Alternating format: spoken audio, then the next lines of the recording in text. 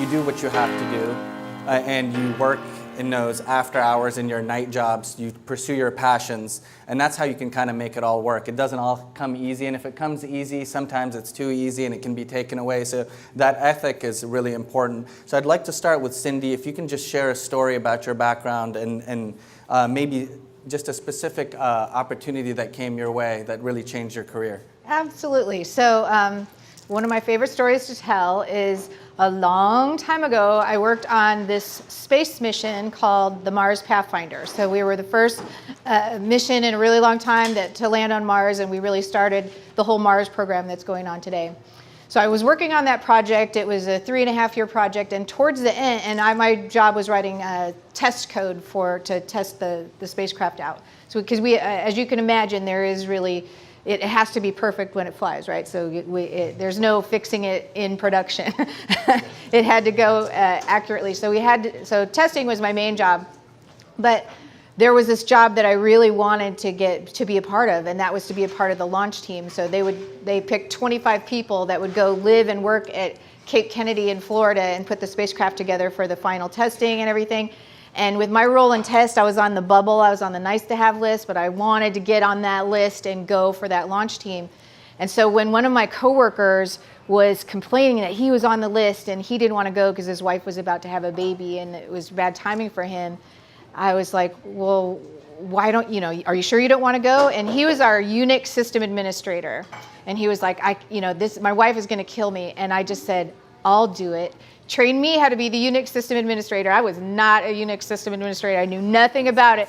But I just volunteered and said, hey, maybe if me being the junior system administrator and with my test job, it'll combine and make me, get me on the launch team.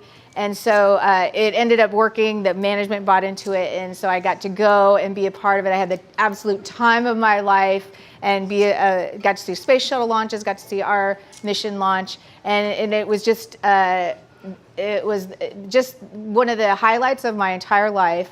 And it just started me on this trend of, it's like I just raise my hand now for things and say, I'll do it. That's why I'm here tonight. I love it. Yeah, I think it reminds me of that Richard Branson quote where if you get offered an opportunity of a lifetime, even if you don't know how to do it, just say yes and figure it out later. Absolutely. They only come every once in a while, and so you got to take them when they're in that. I read that last night on your blog, and so please connect with her because the story is so deep, and she tried to articulate it in 1 minute. One of my favorite parts of it is right as they're about to launch and you're taking a picture by the rocket. So she's down, there's this awesome selfie, a trendsetter too, a selfie in '96. Like, who would have even thought, right?